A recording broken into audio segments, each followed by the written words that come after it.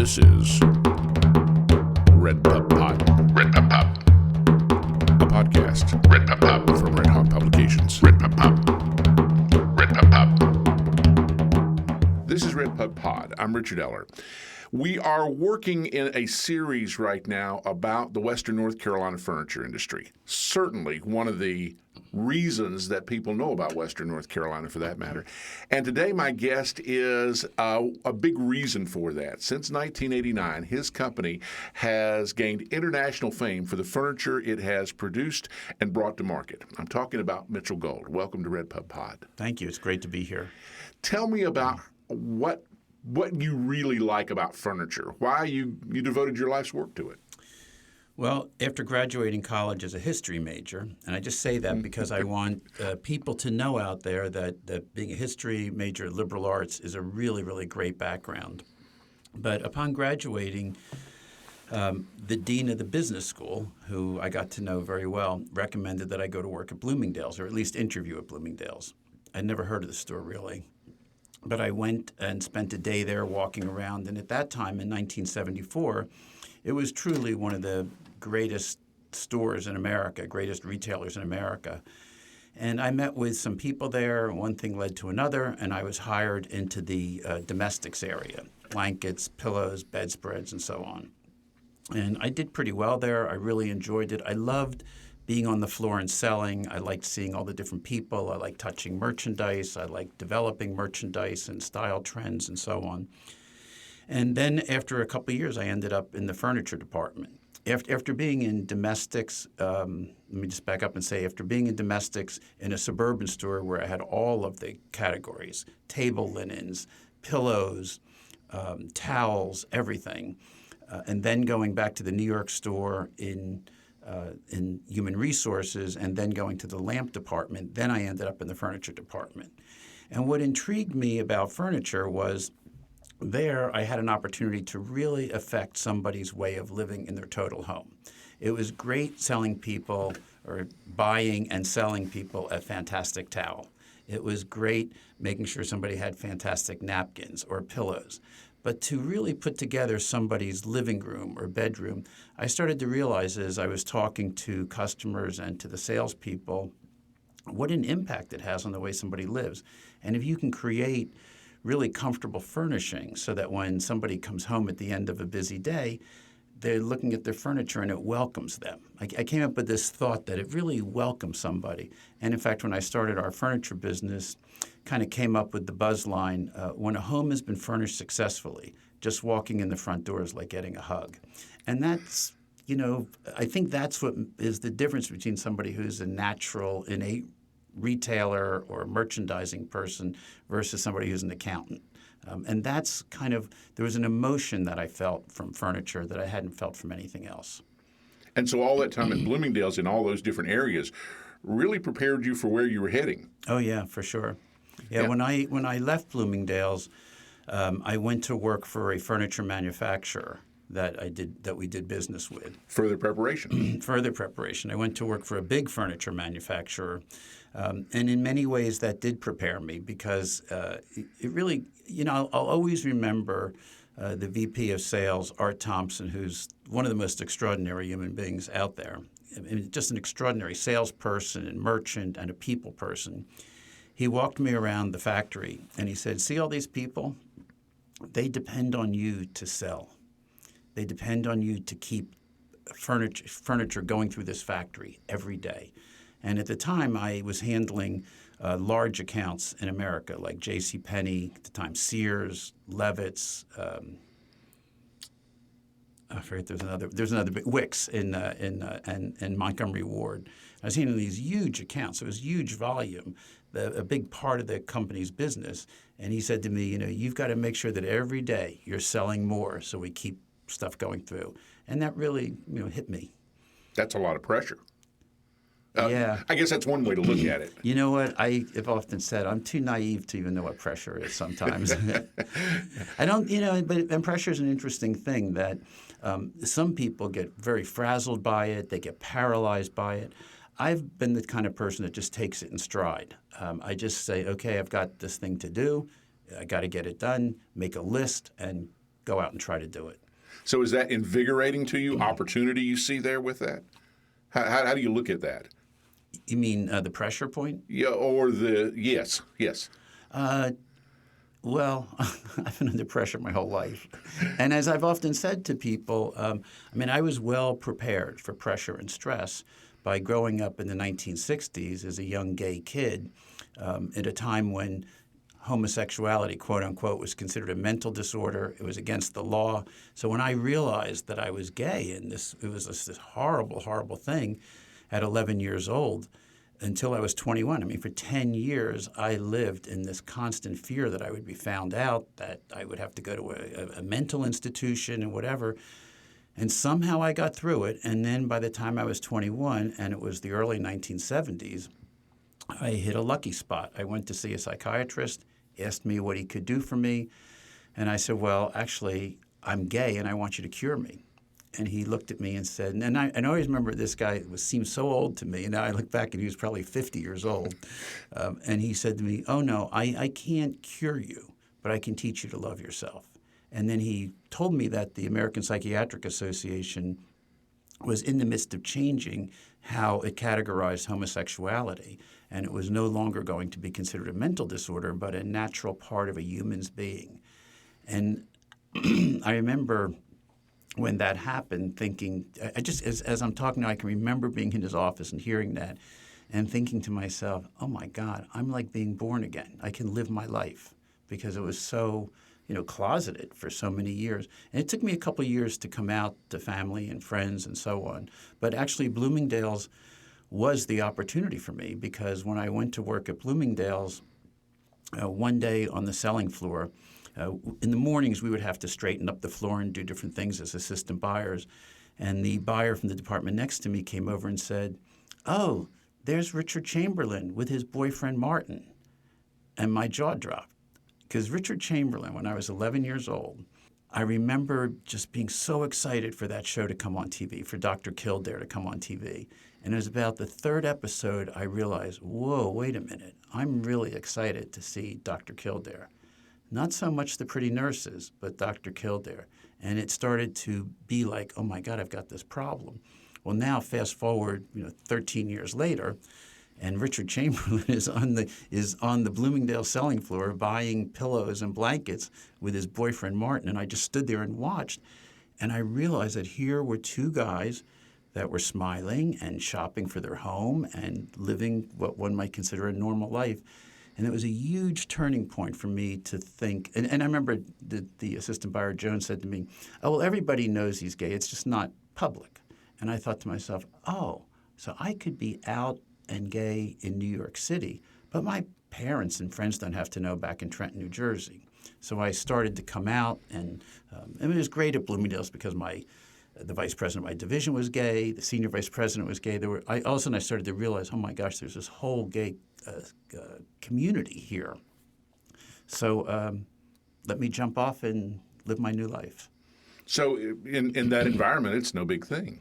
It's Yeah, it was no big thing in that environment, I would say, but it was still a point of, like going back home to my parents. When I came out to my mother, she was not excited about it at all. She was in kind of I call it, to me, there's two different kinds of bigotry towards LGBT people. One is religious bigotry, and then the other is country club bigotry.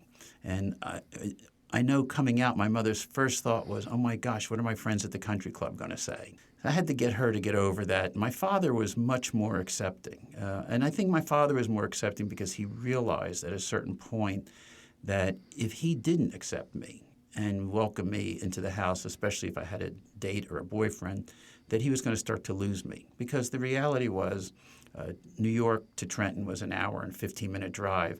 I used to go regularly, then it got slower and slower, less and less, to where it was once or twice a year. And I think my father realized that if I don't figure out what this gay thing is all about, I'm going to lose my son.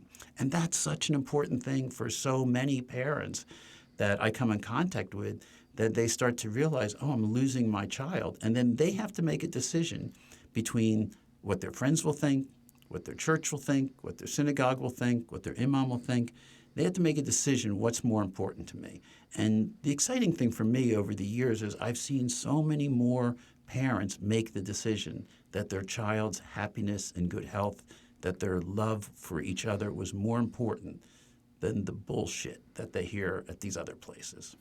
Right. Excuse my language. No, that's okay. We're a podcast. We can do Okay. that. So therefore, the relationship matters. Oh, yeah. I mean, it's it really paramount. does. Yeah, it really does. And, I often, after I wrote the book that I did, Crisis, about gay teenagers or LGBT people when they realize that they're gay and what happens to them. And that's why I called the book Crisis, because you do feel a crisis. And some people are 11 years old and some people are 44 years old that go through this crisis. But when I promoted the book, I was traveling the country a lot, and inevitably I would see, parents would come up to me at the end of the talk and talk privately with me and say, I don't want to lose my child, but my husband is not accepting. Or the husband would come and say, I don't want to lose my child, but my mother's not accepting, my wife is not accepting. And I would say to you that, for me in my life, one of the most rewarding things is talking people through that. And having them communicate to me years later. There's a kid in town who's no longer a kid. He was 13 when I first came in contact with him after he had tried to take his life a couple of times by cutting himself. And now when I see his pictures on Facebook, 23 years old, happy, smiling, he's just so full of life. And when I first met him, he was not so full of life. He was really questioning his life. And talking people through things like that, there's a correlation to me. Making people comfortable at home is not just the furniture, but it's what their family life is like. And does a kid on a Christmas break from college who's closeted and gay, does he feel happy and welcome coming home? Or he worried that his parents are going to make some derogatory comment? Or is he worried that his parents are going to talk about, laws against transgender people and traditional marriage and all of that kind of stuff, which is a very not so subtle signal to their kid that they're not accepting and they don't understand. And that's the other thing I found in life is a lot of people just don't understand. And if we can take the time to talk to them, educate them, and really share with them the harm that they're causing. A lot of these folks, they just don't know the harm they're causing. So how did that lead you to Taylorsville, North Carolina? I mean, if there's any place that might be considered intolerant of what you're talking about, it's a small town like that. Well, naivety again plays a big part in it.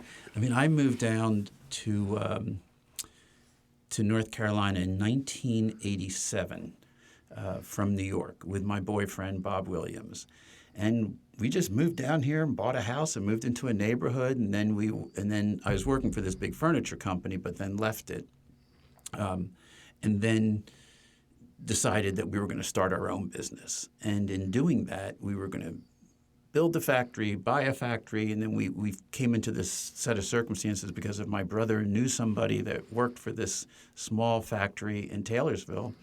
I went out and met the people. They were delightful. We worked out a deal where rather than building a factory, we could buy into a factory in a partnership. They were running at about 50% capacity. A factory can't be profitable at 50% capacity. It's got to be at least 80 or 90 or 110%. So we had this idea for upholstered dining chairs and eclectic tables, glass tables with metal bases or all glass tables. And we worked out this deal, and honestly, it was such a pretty ride from where I lived to the factory in Taylorsville that I loved it. I didn't think anything of it. I was very much a country boy in New York City. I had a house at the beach in the Hamptons. I used to go out Friday night to Sunday night. Then it was Friday morning to Monday night. Then before I knew it, I was only going into the city 1 or 2 days a week. And really enjoy living in a more peaceful environment and no traffic and no crime. So when I moved down and went to Taylorsville, everybody was just very nice. And the funny thing that happened is after Bob and I started, we came out with a bang. We sold a lot of product very quickly. We built production up very quickly. So we worked for 2 years nonstop. No vacations or anything.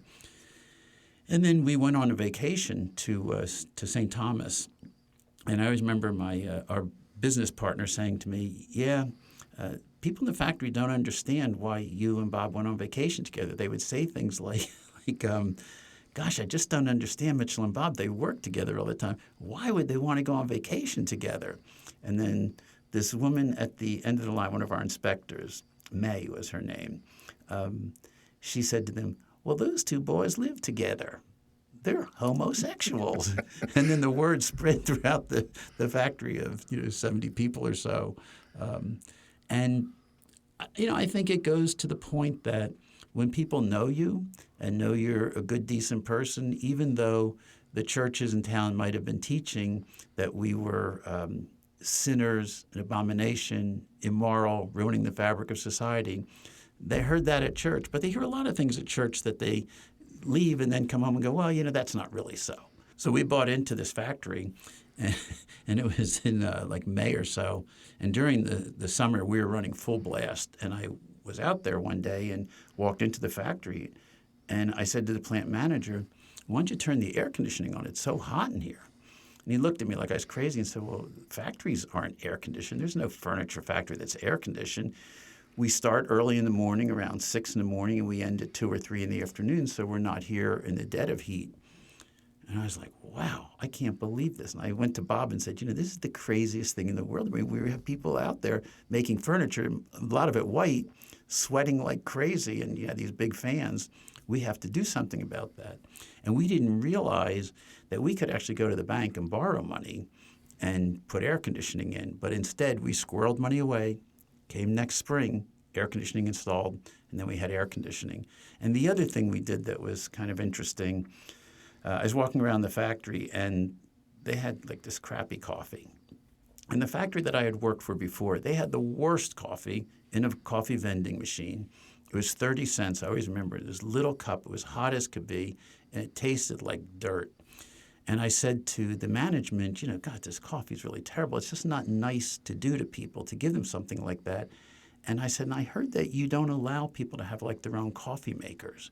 Oh, yeah, we don't want people using our electricity. So when we owned this factory or owned part of it, I said, I'd really like to just put Bunn coffee makers around, because at the time, Bunn coffee maker was like the big the best way to make coffee. And let's ask people what kind of coffee they want us to buy. We'll use that, and we'll charge what it costs us. It basically costs a nickel a cup. So we did that, and those two things changed the course of our factory. It quickly became apparent. Our plant manager came to us and said, boy, we have the best people applying to work here. The number 1 upholsterer from such and such company, the number 2 sewer from such and such a company. It's all the number 1 and 2 people wanted to come and work for us because we were treating people with dignity and respect. And I think, when you have somebody in your home, of course you would give them a decent cup of coffee. Of course you'd put the air conditioning on in the summer. Did you realize how revolutionary for a furniture factory that mind frame towards employees was? Not really. I just come from a home where my parents were gracious hosts. Bob's parents were nice, good people, gracious hosts when I went to visit. I don't know. I just came. Well, and I have to also say that when I worked at Bloomingdale's, I worked for extraordinary people. Marvin Traub was the chairman and CEO at the time, and then my vice presidents. There was a real caring about employees. And that's one of the things I did notice. Well, I'd noticed that in general as a furniture buyer. When I visited a couple of furniture factories down south, I called it plantation mentality, that these owners, they really didn't care about anything. They didn't care about their employees. They didn't care about their customers. It was all about them and making a profit.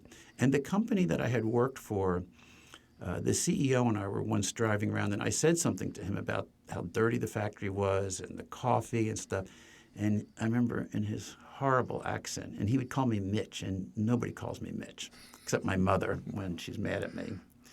He'd say, Mitch, we are a profit-driven company. We can't be worrying about all that other stuff.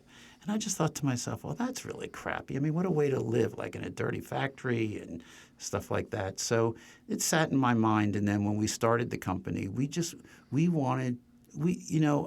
real thing was we wanted to treat our employees with respect, our customers with respect. And I had an interesting thing early on. I was seeing the buyer at JCPenney, Ray Dykes, who I had sold to before. and showed him the product. And he said, well, Mitchell, we are currently buying things that are similar to that from your old company, and I have a sense of loyalty to my vendors. And I looked at him and I said, Ray, I appreciate that. But first of all, our product is different than I'm showing you. Better quality, lower price. But more importantly, my obligation is to make you successful.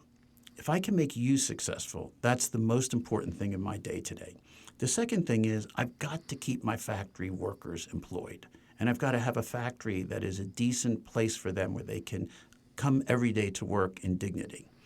If I do those two things, then I am entitled to make a profit. And I will tell you, I will only take a profit after that. And it was one of those things that just kind of came out of my mouth as some people say, a natural salesperson. And he just looked at me and he said, well, I guess that about settles it. We'll buy from you. And then we proceeded in the next couple of weeks to figure out what he was going to buy from us. And what he did buy from us was 3,000 dining chairs and 800 tables. And that, before you even start production in a factory, plus the 2,000 that we sold to Levitt's a couple days later, that really gave us a great jumping off point. So, for me, I always say to people, do the right thing, and hopefully the good karma will follow. Because that's not the priority with which your competitors look at the world. Employees happily coming to work is not high on their priority list. Right. I do think that's changed. And I would say to a large degree, especially in this area, you're the one that changed it. Well, thank you. I appreciate that. I went to see Congressman Ballinger years ago when I had become active in more political things. And I called and made an appointment at his office. I went to see him. And a lot of times when you do that, you don't see the congressman. You might see a chief of staff, or you might see a staffer. When I went in, to my surprise, they were like, oh, Congressman Ballinger's waiting for you. And I walked in and I shook his hand. Now, keep in mind, I'd been a pretty dedicated Democrat, and he was a conservative, quote-unquote, Republican, which I'm still trying to define. And when I walked in, he stood up and shook my hand and said, it's really nice to meet me. And I just thought, wow, this is kind of interesting. And I started to explain who I was. And he said, I know exactly who you are. He said, my constituents, your competitors, know exactly who you are. You are single-handedly raising the standard of living in Alexander County and Catawba County. And he went on to say all the things we were doing. And it was very rewarding and exciting. And we ended up having a really, really nice relationship. And, all his time, I had a really nice time chatting with him. And he changed over time in his opinion of what he at one point derogatorily said about Congressman Barney Frank and gay people in Congress and the military. And he came to change over the years. It's interesting that the whole idea of treating workers better, which kind of seems like a natural now, was not a calculation on your part. It's not I could sell Bloomingdale's, I think it was you said, if I tell them this story, which was true, but right. Still, it wasn't part of the design with which you went into making furniture. It just was a natural outgrowth, I guess you'd say. Yeah, I think, part of the magical synergy between Bob Williams and myself, where we had the same attitude of the kind of factory that we wanted to have. And one day he came to me and he said he had read this book. I'm just trying to remember who it was. It was Ben & Jerry's, the Ben & Jerry guys, and the Smith & Hawkins guys. And he was telling me about those books and the ethos that they created in their companies and the excitement that they had and then the success that they had. And I had been following some other things as well. I knew Mickey Drexler, who was running J. Crew at the time, and some other, and of course Marvin Traub at Bloomingdale's was a great example for me. And we just kind of came to this conclusion once we were only at the factory, at this new factory that we bought into for a few months, but we kind of realized that we can really change things around here and just do some nice things, and it won't cost us a lot of money. And then the other huge thing that happened is a month after we had started the business, I was flying up to New York to visit some potential customers. And in the olden days, in 1989, I bought a New York Times, a paper one, to read on the plane. And on the front page, there was a story about how the ozone layer was being depleted. By the end of the article, it said that the furniture industry in North Carolina was one of the biggest abusers of the environment in the country because of the foam produced, and it emitted CFCs in the air, which is the element that deteriorates the ozone layer. And by 2011, the ozone layer was going to be in serious trouble unless we started to do things. So I got off the plane, again, the olden days, went to a phone booth, used my AT&T credit card, called Bob. We didn't have an 800 number. There's nothing like that. And I said, my God, Bob, you won't believe this, but we are in this business that's hurting the environment. And in college, I'd become aware of the environment. I went to the very first Earth Day that happened in America. I went to the one in Philadelphia and said, we can't do this. And he said, this is extraordinary. I just saw a manufacturer who's making this new foam, and he's claiming it's environmentally responsible. It doesn't emit CFCs in the air. I said, get a hold of him. So we got a hold of this foam manufacturer who was thrilled because everybody that he had talked to didn't care. It was a little more expensive. Other manufacturers didn't care about the environment, didn't want to pay the money for it. And we started buying it, and we started making our product that way. And that's quickly how we started to promote ourselves. And I will always remember I was at Crate and Barrel at their location in Cambridge, Massachusetts. And this couple came in with their kid. He was 7 or 8 years old. And I heard the salesperson saying to this couple about our chair, because I was standing near it so I could hear what salespeople were saying. And he's talked about the environmental thing. And this little kid says to his parents, I'm getting tears in my eyes thinking about this with such joy. He says, oh, Mom and Dad, that's what we're learning in school. We have to take care of the environment. And bingo, they bought. But more importantly, my customer, the Crate and Barrel buyers, were like, we have to do business with these people. We have to do more business with these people. And that became, one of our very biggest accounts too. I guess it tends to show that if you do good things, people gravitate to that. I think so. I think kindness is just really important in life. I mean, what kind of person doesn't want to be kind? And there are plenty of them.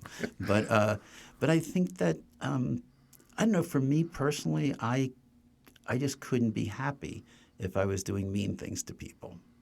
Now, is your activism an outgrowth of that? Yeah, I guess from an early age, I had done charitable things, collecting money for UNICEF, or I'm trying to remember other things that I did as a high school kid. My parents were not wealthy; they were upper middle class at best, but they were philanthropic in things that they did do. So it was just part of my life. But then college, and for years after college. In college I was doing things then too. But then I was just busy working. I had a career, just trying to get by.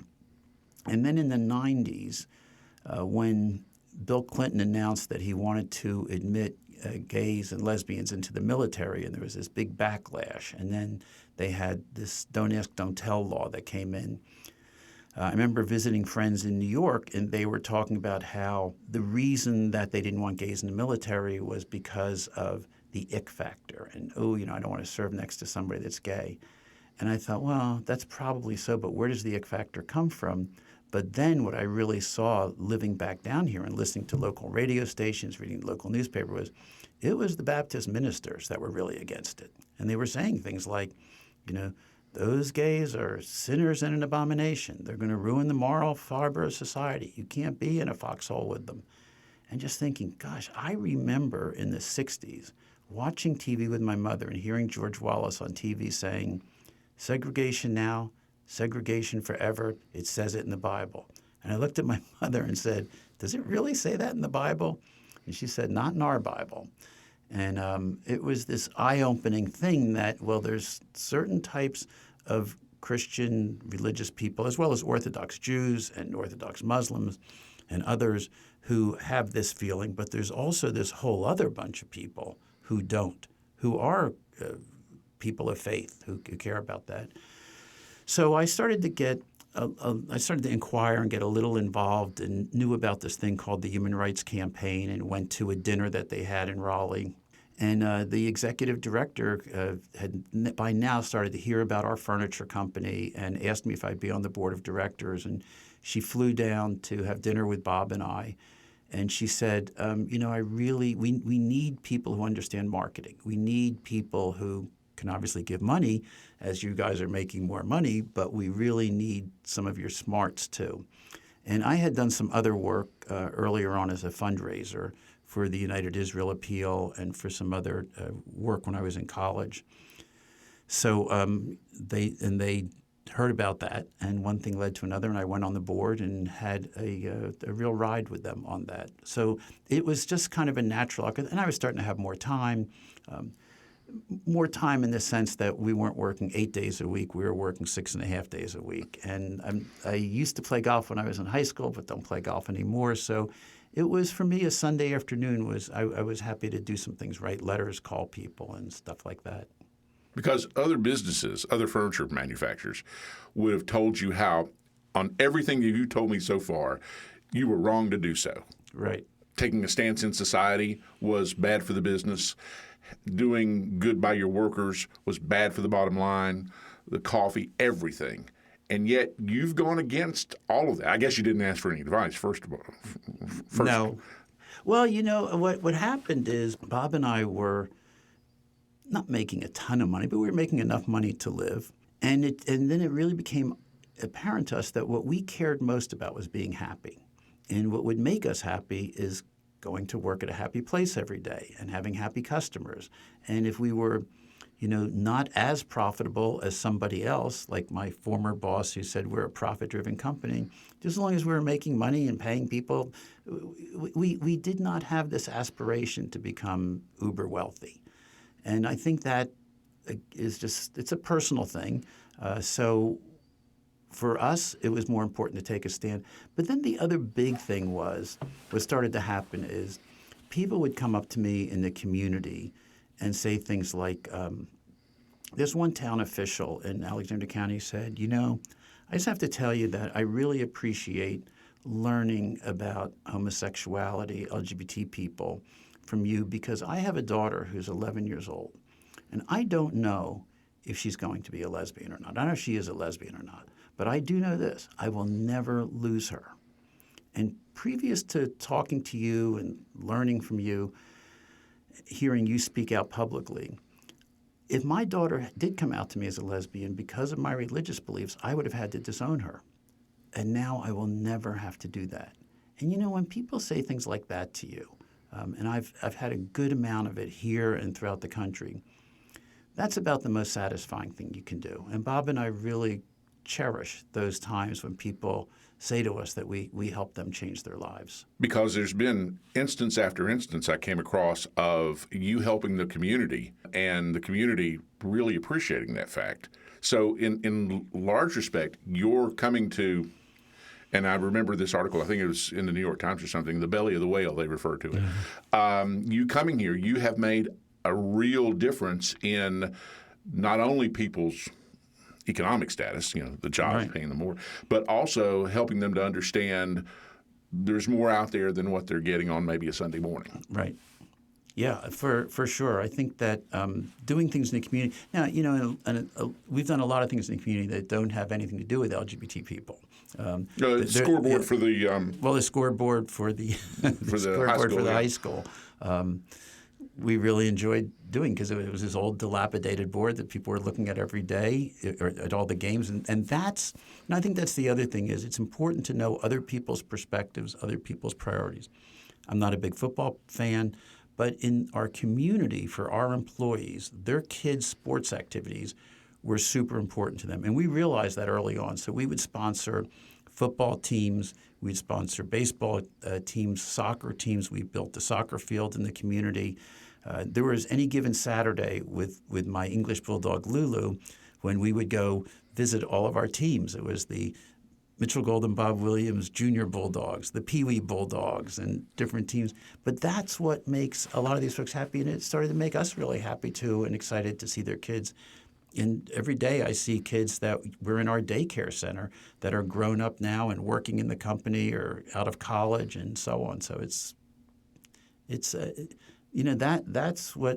what being rich is, not the car I drive. And that can't have been an easy road, because I had heard, and I don't know if this story is true, about the ministers in town taking out an ad in a paper against you or the company or however that was. Well, they didn't take out an. They didn't. I'm trying to remember if they took out an ad or not. They didn't take out. I don't remember that, but I do remember this kind of funny story. When the marriage equality battle was really heating up, I had learned that there was going to be a meeting of Baptist ministers at Lakeview. I think it's called Lakeview or Lakeside on 127 in Hickory. And they were bringing in these speakers from Raleigh who were like heading up the anti-LGBT marriage thing. So I went with this fellow who worked for me at the time on faith issues. He not for the company, but on this organization that I started called Faith in America. So I went, and we didn't really know how to get into the auditorium, so we ended up going in the back door, opened up the back door, went and sat towards the back. And they had these speakers, and they're going on, and they had the 10 I can't remember how they said it, but like the 10 most wanted gays in North Carolina that are ruining the moral fabric of society. And there comes on the slide Mitchell Gold, and she starts talking about me. And then somebody in the audience recognized me. And there was all of a sudden this hush throughout the whole thing. But forgive me, but let me tell you this whole thing. So, they continued talking, and afterwards they kind of gathered on near this. It was like a lower stage. And I just walked down and walked into the middle of them and say, if you all have any questions, now's a good time. Let's just talk about it. And I just started answering questions. I ended up having several lunches with people afterwards to talk about it, to talk about being gay in general. And the thing that I really had a chance to talk to these folks about was the harm that they are causing to innocent, vulnerable young teenagers.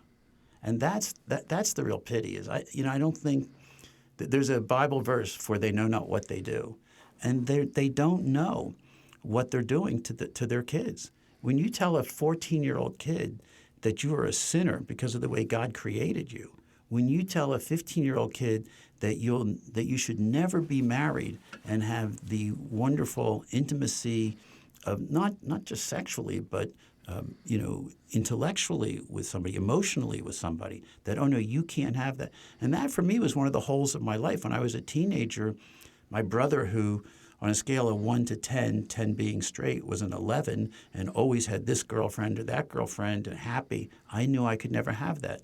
I would see my parents in their marriage and how my father would dance with my mother or kiss her when he came home, and thought I would never have that kind of happiness. And then being able to get married, that was like, wow, I never thought I would ever have something like that. And, but I would say this, you cannot tell a young, innocent, vulnerable kid that because of the way they are born, the sexual orientation or gender identity that they feel within themselves, you can't tell them it's wrong. It's just not right to do that. It's harmful.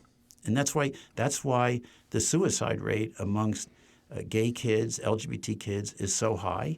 The suicide rate amongst transgender is quadruple that. It's horrible. And for any adult to use transgender people as a political football is disgraceful, and a very special word, they're deplorable. And I thought starting a furniture company would be a gutsy move for you, but going into a Baptist church where you're named by, you're in the top 10, right, and taking that on, that's guts. Yeah, it goes back to that naivety. And the other gutsy thing is you went into the business of making furniture. Now, granted, it's upholstery, and upholstery, I guess, really never left. But you went into the furniture business at a time when that wasn't necessarily that might not be considered a good business move because of all the things happening internationally. Oh, yeah. Well, first of all, when we started in 1989, shortly thereafter, there was a recession. It was the first President Bush's bad economy, and it was a recession. And what I learned that was super interesting, in fact, at our very first market, my parents had these very good friends who lived there, and he had been a salesman for years, not in furniture but in apparel. And I remember saying to him, "Gosh, it's like the economy is so bad. I don't know what I'm going to do." And he said, people are always looking for the better mousetrap. They're always looking for something new. And the advantage that we had being a new company was that I learned to go in and say to these potential customers, all these people you're buying from, their stuff isn't selling. I got the new good thing. And we did have new good stuff that was exciting. And there were always people buying, even in a bad economy. Even in a depression, there are people that have money and are buying something. It might as well be what I'm making and doing. And then shortly afterwards, then this exodus started of moving product out of America and moving it overseas to be made. And we had to make a huge decision whether we were going to keep our factory in Alexander County or if we were going to start to move product overseas. And Bob and I made the decision that we would, first of all, really focus on having a lean operation, being as efficient as possible and maximizing everything.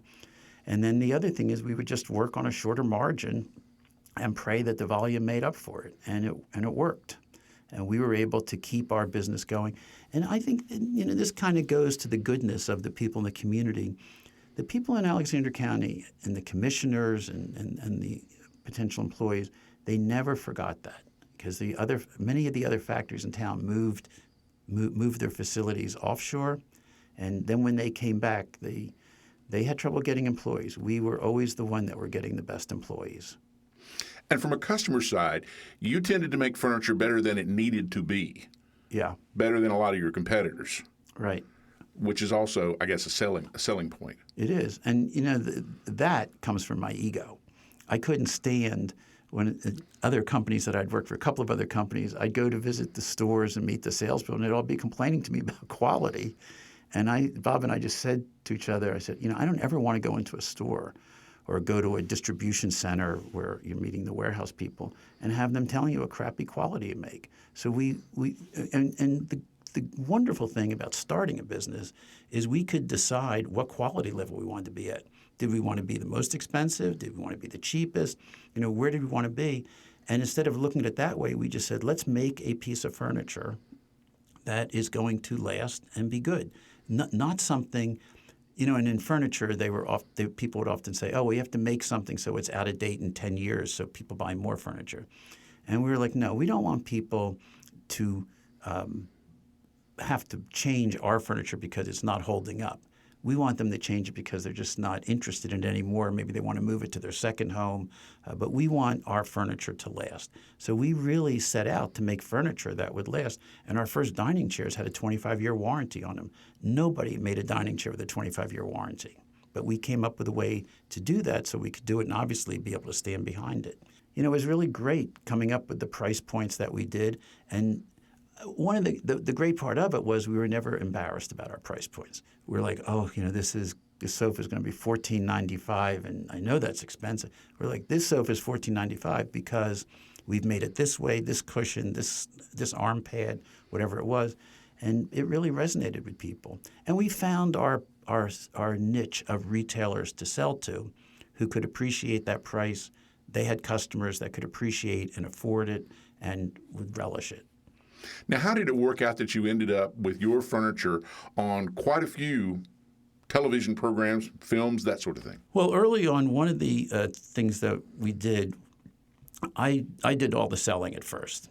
And rather than hiring more salespeople to help me, I hired a public relations person. It was one of our first hires. And I understood from my days at Bloomingdale's the value in good public relations, good editorial coverage. And then as the years went on, we had an incredible publicist, Eloise Goldman, who worked for us. And she started getting tuned into set designers. And set designers are their own little – set decorators are actually called – have their own little community. And it would be – the thing about us is we were dependable. If we told you were going to have a piece of furniture on May 1st, you had it on May 1st. In fact, we have banners throughout the factory that say consistently good quality, consistently on time. If you're consistent, people know they can count on you. They call you and count on you. And the set decorators knew that they could count on us because if they had a show and they needed something by February 14th, they needed to have it. The show had to go on. They couldn't afford not to. So we just ended up getting more and more. I think you're probably referring to the thing with the Good Wife. the CBS hit show, we did a good bit of furniture for it, and Beth Kushnick was the set decorator for it, who's a wonderful human being, and she and I were talking, and that was just at the time that she had a Twitter account and Instagram, and she would put pictures of the set on, and she was getting this incredible reaction. They were saying, well, where can we buy this? So of course she was saying, go to the Mitchell Gold & Bob Williams store. Her bosses were saying, whoa, you're getting like thousands of people asking where to buy this. Why don't we have a CBS, Good Wife collection? And we did the first licensed collection for a TV show. But it was an unusual show in the sense that it was a law office, it was modern, the home was modern and comfortable. It fit into our design aesthetic very easily. And then we started to really develop product for them. And it was really exciting because we would often know what was going to happen in the show before it was aired, because we knew that Kalinda needed to have this sleek wing chair in her apartment because it was going to be the last shot of the season, and so it was fun. And I got to meet all of them too. Oh, that's a nice fringe benefit. Yeah. Well, I had met Christine Baranski earlier because we were doing an event at a store that we sold to up in New Canaan, Connecticut, and I always remember the owner calling and saying, can you guys come up a little early because an actress wants to meet you, Christine Baranski. And at that time, she had come off of the show Sybil, which I thought was incredible. And I said, yeah, of course. And we went early and met her and had a great conversation. She had her house filled with our furniture. And so I've been able to maintain a good relationship with her, too. And she's not the only one, because for your Who We Are book, Judith Light does your introduction. Yeah. Well, Judith Light's parents and my parents were best friends for years, growing up in Trenton, New Jersey. And then they all moved to Palmair in Fort Lauderdale. So Judith and I are a little bit of an age difference, but I reconnected with her, about 25 years ago. And she's an extraordinary person. In fact, I just spoke with her last weekend, and we ended up talking for an hour and a half. I mean, she's such a very special person. So she wrote the foreword to the book. Tell me about the name change, because that's another instance where you share the stage. Yeah. Well, so when we started the company, we were going to call it Design Line. And when we went to trademark the name, we couldn't get it because there was another company named Design Line, actually out of Statesville, and then one out of New Orleans. So my attorney, Charlie Dixon, who's a very well-known attorney in town, a really sweet man, he said to me, well, just call it Mitchell Gold's Design Line, and that way, you can have the name. And I went home and told Bob that. But I will tell you that in the back of my mind, I had this thing, because for years now I had known, as a young kid, my parents had Thayer Coggin furniture. They had Robert Sonneman lighting. I certainly knew about Givenchy dresses and Calvin Klein and names. And it intrigued me that there was a name associated with product. And what did that mean? And I came to really learn that a name that a human being, their product is their values, quality, style, ethos of how it's manufactured. It could be any or all of those things. So I kind of thought that in the furniture business there was no real designer name. There was a name. I mean, Henredon is Henry and Don, but nobody really knows who Henry and Don are. So I grabbed at the opportunity, and Bob was agreeable to it. Bob at the time was very innocent and sweet and shy. He since has changed. He's still sweet, but he's not shy anymore. And so we called it Mitchell Gold's Design Line. A lot of the companies, and what the other advantage of that was, I knew a lot of people in the industry. From being a buyer at Bloomingdale's, it was the hottest store in America in the 70s, so people knew who the buyer was. And then I worked for this other big company, so I knew a lot of people from that. And then you have, the directories in High Point and say Mitchell Gold's Design Line, and people say, I'm going to go see who that is. And we had a lot of people from throughout the country that would come to our showroom that I had forgotten about, hadn't even thought to call. So it really served us well. And then as time went on, after 16 years, we had a product that Metropolitan Home Magazine wanted to highlight in their Design 100. And the editor called me and said, I'm going to send a photographer to photograph you and the Sexy Sadie chair. And I said, oh, well, let me check with Bob to see when he's available. no, we're just photographing you and the chair. And I said, well, but Bob and I are equal partners. Bob is really heads up the design, and this particular chair is really purely his design. So it really should be either him and the chair or both of us. No, it's Mitchell Gold Company. We want you. Because your name was Because my name was the only name. one. So I said, okay, and I told Bob, and he was fine with it because he was he's a sweet, humble guy. And we went to the event they had in New York at the Four Seasons restaurant, at the famous Four Seasons, and they give me the award, and I stand up and say, thank you, I appreciate it, but this is Bob Williams, and he really designed it, and I wanted to give him the shared credit. But incredibly, afterwards, as we were walking around, people came up and they were talking to me. At the same time, Bob was starting to think that, hey, this really isn't fair. And he was coming out of his shell. The editors loved him. The customers loved him. He was my best salesperson. He was my best PR person. He was really coming into his own. And the next morning at breakfast, I said, I'm just not comfortable with our name, because a brand has to be honest, has to represent something. And our brand name now is only half of it. And he said, yeah, I have to admit to you that I really have been thinking that, because it's like, my family is not getting to share in the success we're having like your family is, and I want them to. So I said, okay, I will take care of it. And then went out and talked to some marketing firms, some advertising agencies, and talked about what kind of a name change we could have. And all of them said to me, well, it's a predicament because you really have a lot of equity built up in Mitchell Gold. And there's one company that I really liked, but they wanted to charge us $246,000 for a name change and a logo change and stuff. And I thought, wow.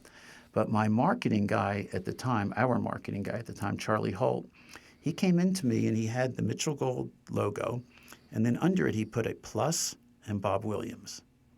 And I looked at it and I thought, I timed it. It took a second and a half to say. And I thought, you know what? That's what it has to be. That's what our brand is. And that's how we changed it. And it's taken on a life of its own. It's now inextricably linked. Yeah. Yeah.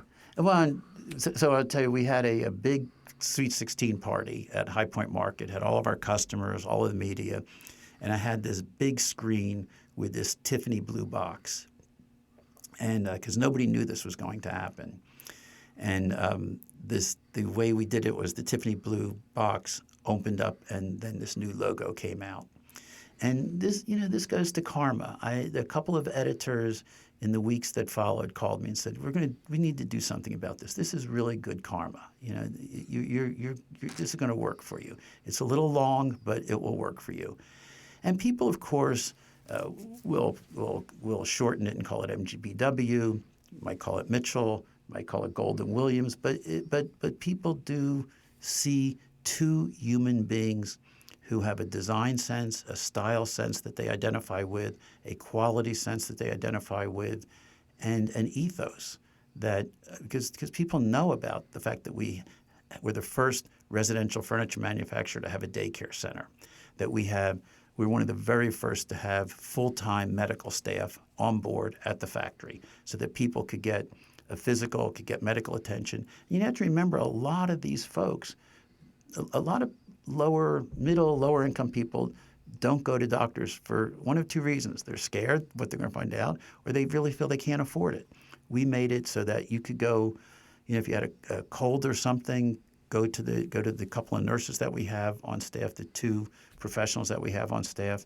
So people know about those things that we've done. And they also, many of them know about the stand that we've taken and that we support women's rights issues. We support homeless shelters. We've supported so many different things. That's what our brand stands for. And when they see Mitchell Gold and Bob Williams, whether it's in the community and thinking about, I'm going to buy that furniture, or I want to go work there, or a supplier says, we've had suppliers who knock on our door and say, we want to sell you. You're the kind of company we want to do business with. So it has taken on a good life of its own. Where do you see furniture going in the next, 20, 30 years? Well, the wise man, Warren Buffett, once said, furniture will always be here. People will always need a place to sit. People always need a place to store their clothes. People always need a table to sit at to eat dinner. And when I heard him that he said something like that, I was like, wow, that's exactly it. Now, you could say, well, the home of the future is going to be all built-ins and stuff like that.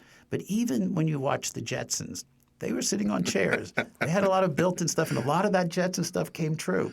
But there's always going to be a place for it.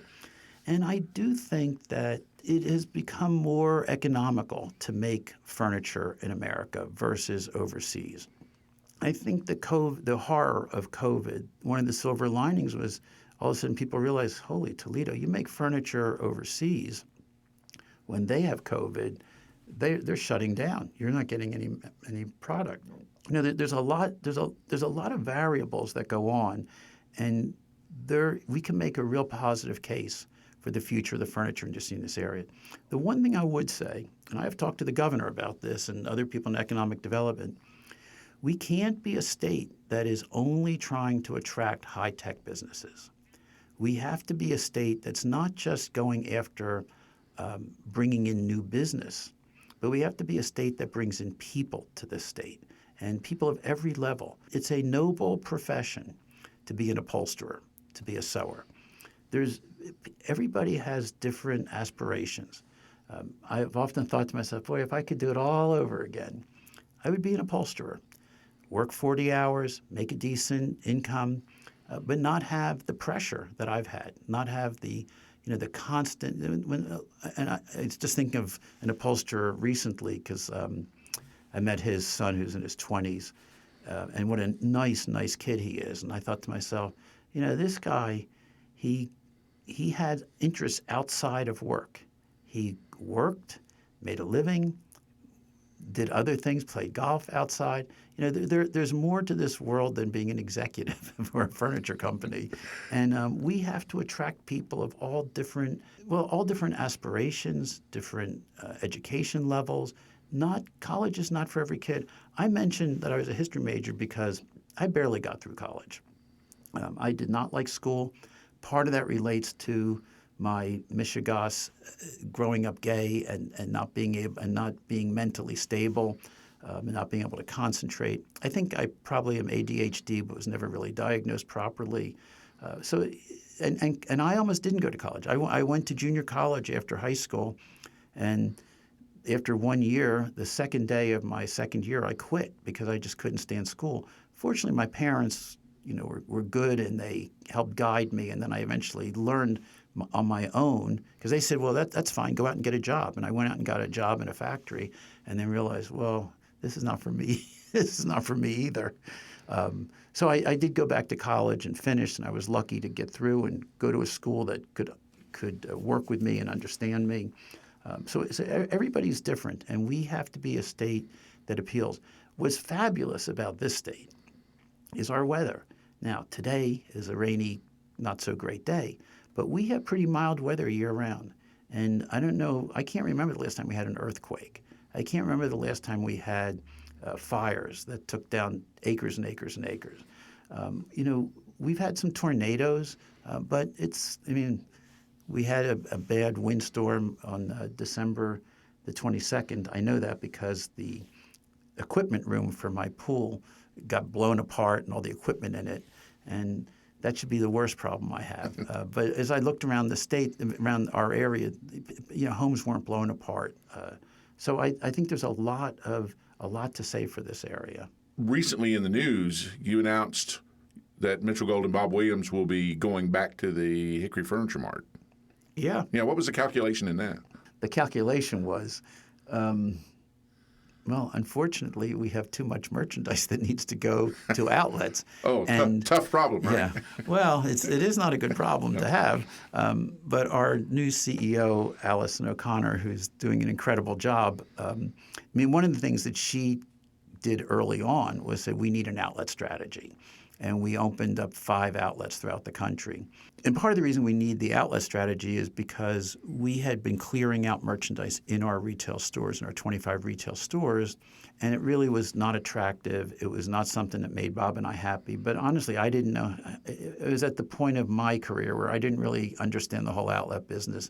So having Allison join us, who had experience and things like that, when we hired her, one of the things I said is I want somebody with a proven track record in retail because we're a retailer.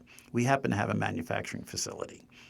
And she's really developed this great strategy. So in the retail stores, we don't clear merchandise out anymore for the most part, and now we're doing it here.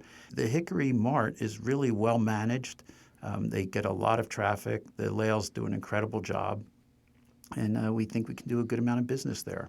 That's an interesting perspective of your a retail outlet. You just happen to have a manufacturing facility too. Right. Most wouldn't look at it that way. They would look at it the old way.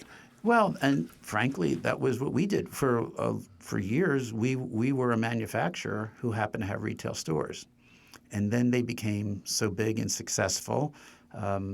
And we started to really focus on that. We don't sell to many retailers other than our own stores. We do some significant private label business, and we do a good contract business. But our business is really our retail stores.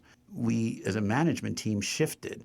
And again, when I decided that it was time for me to have a successor and to move on, as we spoke with the search firm, I said, my goal was really to find a great retailer who also could understand manufacturing. Our manufacturing business was running really well, so we didn't need that to we didn't need that to really get fixed, if you will.